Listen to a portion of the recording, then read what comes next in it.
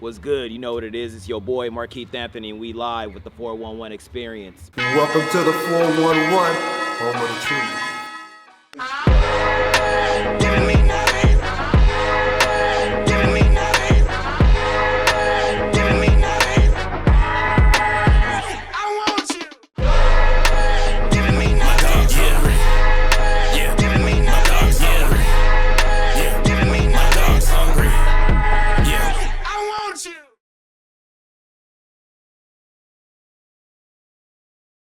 Everything new, from the chain to the shoe. Old on my grill, yeah, I'm chewing up the blues. Brand new fit, got 'em asking who's who. Ain't nothing old round here, everything new. Everything new, from the whip to the view. Out the rear view, never looking back. Fresh out the box like a dream come true. Yeah, they want the old me, but I'm everything. Got the new chain, it's a link to my past. But the shine so bright, leave the memories in ash. New money, old habits, had to let them crash. Now the only time I fold is when I'm counting cash. Keys to the city, but I'm breaking every lock. New watch ticking, but I'm timeless on the clock. They say the top's lonely, so I bought me two. One for the flex and one just for the view. Everything new, from the chain to the shoe. Old on my grill, yeah, I'm chewing up the blues. Brand new fit, got 'em asking who's who. Ain't nothing old round here, everything new. Everything new, from the whip to the view. Out the rear view, never looking back. Fresh out the box like a dream come through. Yeah, they want the old me, but I'm everything. What's going on, everybody? It's your host, RJ, with the 411 Experience. And you already know what time it is. This is the home of the truth. And today is not just any day. It's one of those days where everything's happening organic. And my guest today is from Long Beach, by way of LA. LA, Long Beach, LA. Yes, sir. It's the guy, Markeith Anthony. What's going down, Markeith? What's good, RJ? Man, appreciate y'all having me here today, man, for sure. Most definitely, man. So before we jump into it, I know you in town, in and out briefly, for that game. How you feeling today for that Seahawks 49ers game? How you feeling? Man, I can't even lie. We on a super high right now. We just leaving the stadium maybe like an hour ago. For I was sure. a little nervous, going into hostile enemy territory when you're a fan of the opposite team. But, we go in there with grace, and then we walk out with the dub. Hey, it doesn't get no better than that, You know what right? I'm saying? It's the greatest feeling in the world. I love traveling city to city, going into different arenas, territories, and just, it's like going to war with my team almost at the same time. No doubt. Soaking up the sights. Did you get a chance to go check out the city at all? Because you got here last night, right? I did. Man, that's crazy. Days fly by so quickly. I got here Friday night. All right. So I didn't get to start exploring into Saturday for the most part. So I spent, majority of my Saturday checking out some of the prestigious vinyl record stores that are in Seattle, because I hear that's something iconic that, if you're in the music business, you should definitely, check out Easy Street Records. Selector Records was another spot that we got a chance to check out. Just been kind of linking up with some of my peers and colleagues in the industry in the Seattle area, really interested in, what's going on down here and kicking some tires everywhere. I heard that. So, any nice food spots? Did you guys go check out any food spots? Dude, before I got over here, I was just saying that, when you go out of town, that's almost like top priority. What you want to do is hit the food spots. But lately, just when I go out, I'm on a very tight, time crunch. So I haven't found the time out here in Seattle to go to a place that I want. But All right. and everything closed so early. Yeah, that's the thing, man. That's the thing. I say like 1:30ish or so. Well, last call 1:15, 1:30. They shutting it down. Kitchens, I feel like I couldn't find a good restaurant. Yeah. After 10 o'clock almost, I felt. But maybe we could try again tonight. We'll see. Well, I don't know. Definitely try to check out the Pike Place Market. Okay. That's down in Seattle off of Pike. That's where they throw the fish and stuff. They got the famous spot where they sling that fish down there, and the old boy catches it. Oh yeah, that's right. I have seen that. Yeah, if you can, check that. Pioneer Square is another cool spot, but Space Needle down there. Yeah. We did get a check. We did check out the Space Needle. We didn't go in, but we checked it out. Right. Okay. So, tell our viewers a little bit. Oh well, first of all, let me explain how we met originally. It was super organic. And I want to tell this story because I think when you are aligned with where you're supposed to be in your journey and in life, things just kind of happen accordingly and they follow suit, right? Correct. So, you know, I'm sure I met you some time ago. We crossed paths, maybe not in the physical, but like through social media or something, but I couldn't quite pin it. But when we connected over social media and I looked you up, I was like, oh, okay. He's out here grinding. He's out here working. And what stuck out to me, let's just get right into it. Everything new. Yeah, everything new. Everything. So, hey, it's a smash, man. It's slapping. Appreciate It's slapping. that, man. Most Appreciate definitely. it. Most definitely. So, tell us how that whole concept came into play. So, how'd you come up with that? Wow, that's a good question. You know, I've really been in a rhythm lately on kind of mastering a tempo, I would say, more than anything. I've been kind of just consulted by some of my mentors in the industry to really kind of lock in on mastering sound, mastering rhythm, mastering flow that I can sell no different from the way In-N-Out sells their burgers, the way For sure. McDonald's is like, what am I selling every day? And Right. so, like, that project specifically, Everything New kind of is a song that sits on my third album called The Best Mixtape Ever, Part 2. Yes, sir. And Everything New is actually a cutoff of that, but it's a song that really just resembles kind of my way of life. When I thought about rebranding myself and what that looks like from a sound perspective, from a visual aesthetic perspective, like what does that look like? That's where kind of Everything New came from. And my vibe each and every day is like starting anew. I always tell like that. people that yesterday is over and today is today. So you can't focus on I what can dig happened it. in the past. So we got a new day. So everything definitely. new is kind of how, that's the general concept of how I wrote that song. Absolutely. That's dope, man. It's a movement. It is. You know, because I feel like we all wake up every day with that same, you know, or we should, with that same concept of it's a new day, new beginnings. You got a new start. You got a new opportunity, right? Everything new. Everything new. So you said earlier this was your off the third album. So what was the first album?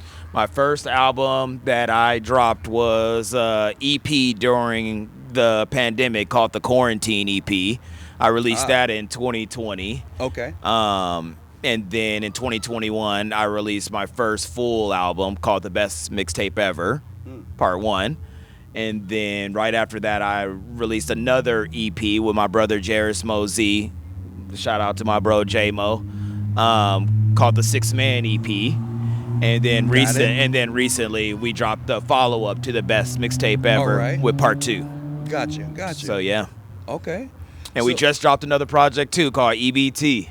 Oh, there it is. Okay, so you constantly on the grind. Constantly. We dropping new music Okay. every single month. There's a new project coming. So where'd you get that work ethic from? Have you always had it? Have you always had a passion for music, or is it something that you just kind of developed, you know, recently? Where'd it come from? Where did it start? It really comes, honestly, I've been recording since 2018, to be honest, just recording songs. I think, again, not really understanding the direction and path I wanted to go with it, but I was so in love with just recording new songs, new music, writing new materials. Word. And then just, you know, the closest people around me, you know, once you start just racking up songs, the closest people around me just start telling me is like, at some point, you know, you got to start putting some of this stuff out.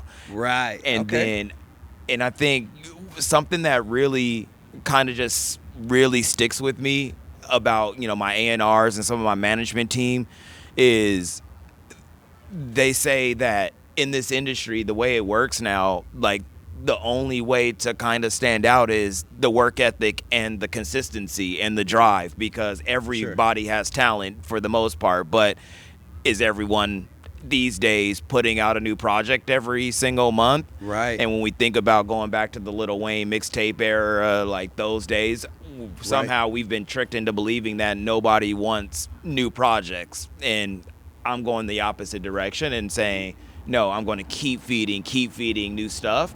And when something, you know, really hits, like an Everything New, people will really respect. Because the one thing I don't want to happen is for someone to think it's like a one-trick pony situation. Exactly. Right. Or you find yourself trying to chase that last hit. Correct. You know, absolutely. In fact, I was just having the same conversation last night. You know, there's a lot of talent out here. Let's keep it 100. Right. So much talent out here, but who has the ambition and the determination to keep going? You know. Yeah. So it's a small percent of talent, but who wants it bad enough and who is willing to go get it? You got to have a grind about yourself. Yeah. You know what I'm saying? You got to put some motion behind it. My A&R will tell me. He'll be Yeah. like, your talent is not going to beat everybody. There it is. It's going to be your consistency and your work ethic. And when people say, who is Marquise? They're going to be like, how do you not know who he is? Because he's dropped so many projects in the last Right. couple months. So we're starting to create that type of narrative of we're just going to outwork everybody. So you have obviously a team behind you. Yep. You know, okay, great. So you said earlier you are in LA, Yep. right? So what's that scene like? Paint a picture like so what's the vibe like down there? Like what kind of energy are you feeling from LA? Are they getting behind the movement? What's the traction like? You know, what's different about kind of my direction in LA versus the normality of what you see in LA is LA is driven off a culture, a specific culture. When you really do homework on just rap music in general and how it developed on the West Coast, it was really birthed through gangster rap, to be quite honest. Understood. And, you know, even though my relatives, my family, everyone kind of comes from that scenic area, I chose a different pathway and a different route to kind of have a fresh new spin on glory. Not necessarily I hear the pain that people kind of describe and saying this is my pain from living in. I honestly look at it differently of like I actually enjoyed the pain of the struggle of growing up in the Right. inner city. So Right. I actually put a fun twist to what we would consider like a pain. So when you think about Yeah. LA, sometimes it's not understood because people are like, wait, this is Yeah. like fun. You know what I mean? When That's what I liked technically about it. that's the difference where, Yeah. you know, so Yeah. it's what I say is there's a crowd and an audience for everything. Yes. And the ones that are in LA that are rocking with me, they're rocking.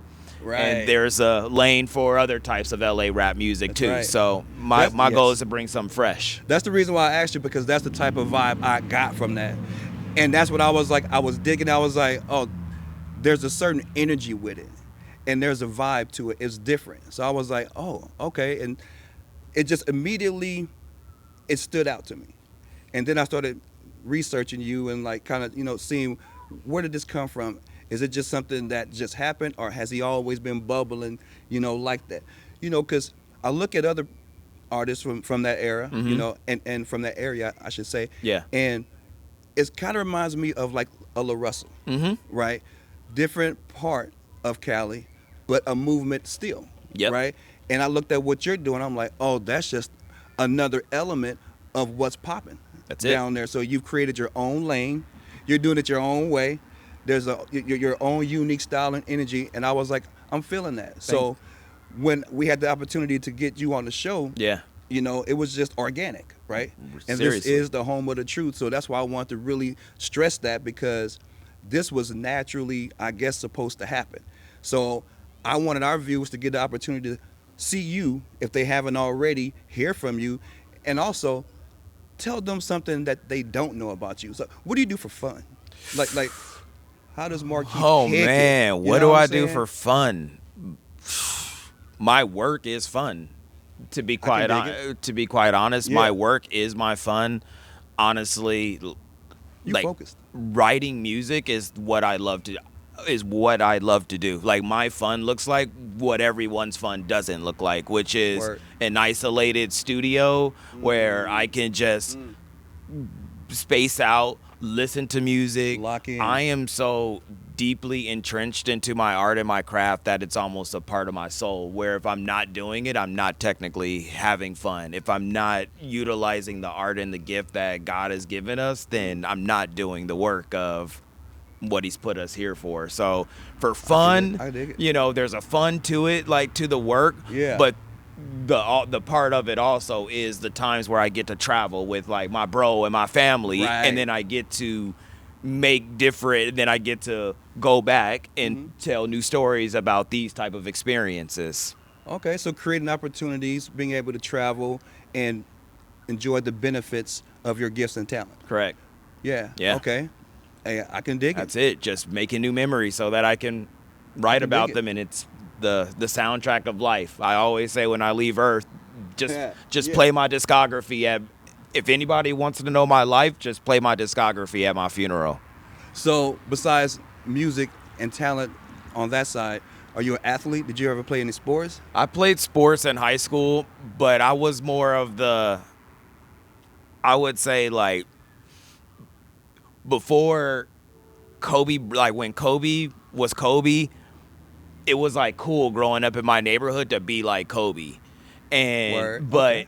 where we went to school, it was it was systematically. So it was weird because like I grew up watching Kobe Bryant, and that's what I wanted to do when I went to go play. I wanted to kill anybody 1-on-1 like Yeah. that was in front of me. That You're like, was kind of "I'm how Kobe." Yeah. I'm Kobe I'm almost, Kobe, right? yeah. But when you play high school basketball, you have to play in a system. You have Right. to play within the framework of, and I just, after Yeah. 1 year, I'm like, that's not you. my style. I'm trying Right. a 1-on-1, and I don't think anybody can stop me. So therefore, I didn't Forget have the the right. structure- I didn't forget have the the right structure of mind. it. I have Yeah. structure in music. I don't have Exactly. any structure in sports. Like that's on the for court, sure. It's you against me, man up 1-on-1. In music, Let's I get feel it. like I could just be competitive, and I could just dig that. That's me in the mic, and it's me against you. Let's see if we could. Let's see where it Yeah, goes, let's right? see where it goes. Yeah, so you're more of a one-on-one sport, Yeah. Okay. I could dig that. Yeah. So besides that, so tell us about growing up down in LA. Yeah. So we growing up. So like technically, like me and my bro, we grew up in Compton and Long Beach for the most part, I would say. Oh, okay. People All right. would kind of be like, "Oh yeah, it's LA," but technically my mom never took us to LA. So there's an LA, what people see like, oh, there's an LA, and then there's like West LA, Right. then there's South LA.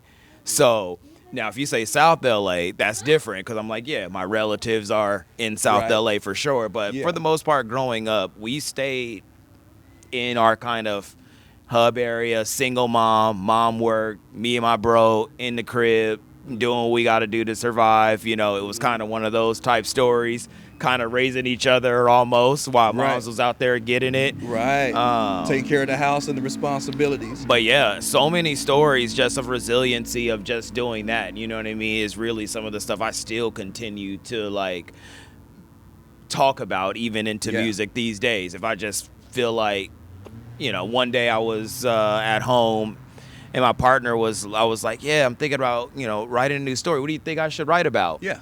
And then she was like, I want to hear something about like your life from age this to age this. And it was Right. like 8 to 8. She was like, whatever you can remember from age 3 or 4, your earliest memory up into age 13 is what she wanted me to write a That's song a big about. chunk of your life. And it was.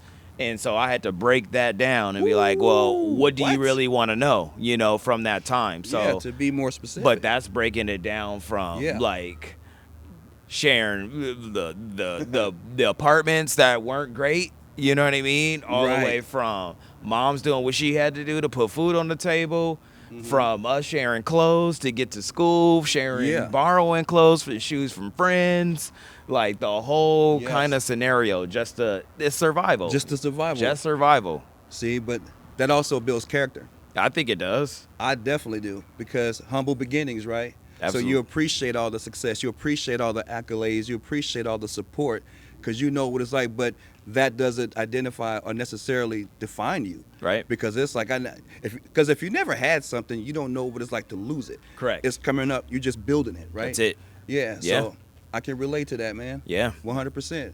So, where do you see things going for you now, moving forward? So, what's next on the plate? You got everything new out is a Yeah, smash, right. So I see the social media presence, the movement of that. Yeah.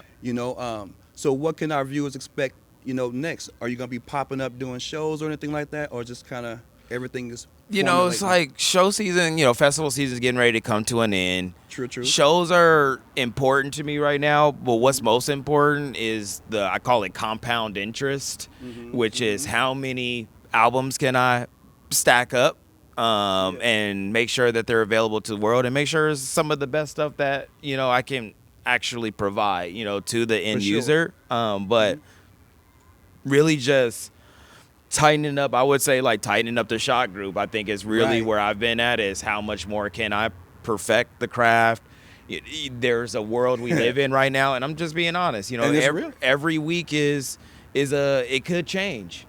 Every 2 weeks, you know, my team is like, we need to make more reels. The next Right. 2 weeks, they're like, we need to do lyric videos. 2 weeks Right. after that, they're like, you need to shoot day in the life of Markeith. So like, the way the algorithm is built, the way that we as creators are trying to speak to the outside world is consistently changing. So I'm just focused more on making sure that the art is solid at 100%, and then the way that it's delivered, I think that's kind of like a day-to-day kind of process of that works, maybe lean into this, lean into that.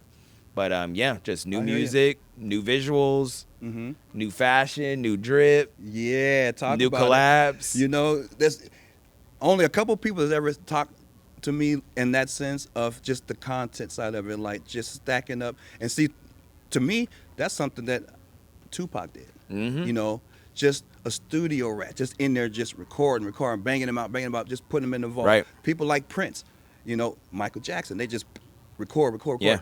And you just put them in the vault, right? Yep. I think that keeps you sharp. It keeps you on your toes. It keeps you creatively, mentally, you know, sound and ready to go. So I appreciate that. So another question I have for you real quick, too. Let's talk about the drip, because I see you got your own style. You know, is there a clothing line that you guys got into play, or you guys just kind of playing your own drip? I actually, before I started music full time, I actually came from the fashion industry. There it is. So I was doing design, production for a couple streetwear brands, and then finally developed my own. It's called Trenches. If anyone wants to go check that out, it's Trenches CO on Instagram. There it is. But I've always been into just getting dressed. And this is, I think the direct way to kind of say it is like, every day I have like that, what am I going to wear next day kind of makeup in my head of like, I'm actually the crazy one that really puts in the thought of how am I showing up. My mom, same thing, she instilled in us earlier, like, I don't care. My mom didn't go to the grocery store without looking right. Yeah, and that's who I learned it from. So so it's in you. It's automatically it's in me. I can't even take it out if I wanted to. So that's really where it comes from, is my mom. I can't even, I have to give her the credit, because shout out to your mom, she man. never stepped out anywhere. I'm like, dude, we just going around to check the mail. Don't matter. Don't I'm matter. going out the house, so people don't see me. They gonna see me. Fresh. They gotta see me presentable. Absolutely, man. So yeah. You know, so basically, before we get up out of here, man, at the 411, we like to let people know straight up, because this is the home of the truth, right? Yeah. And I just wanted our viewers to know that everything that we do, man, is basically to give a platform for people to come and just speak their truth, promote themselves, and you know, feel safe to speak about whatever they want to speak about, man. So I do appreciate you taking the time to pull up with us. Yeah. You know, and sharing that, you know, and much success to you on what you're doing, because I think, man, you and your team got something. Thank you. Definitely got something, bro. Thank you. For sure. So is there any last words you want to leave us with before you get up out of here? You and know, head to the studio? The one thing I will always say, and I'll continue to say, is stay true to the art, regardless of what you see online. Stay true to yourself, stay true to your goals, stay true to your direction, your path. Sometimes we can get caught up in smoke and mirrors that are happening around us, but the true authentic self that you are, that's what's going to cross over to that person that's watching on the other side. So all my creators out there, stay true to your heart. Put your heart first. Make sure it's in it. Make sure it's in the right place, and everything you want will happen for you. 100%. Yep. Thank you so much, man. This is your guy, RJ. Yes, sir. RJ. This is Markeith Anthony, man. Make sure you guys follow him. Check him out. It's fire. It's slapping. Shout out once again, the 411 Experience. It's your man, RJ. I'm out. Peace. Giving me my dogs hungry. Yeah, giving me my dogs hungry. Yeah, giving me my dogs hungry.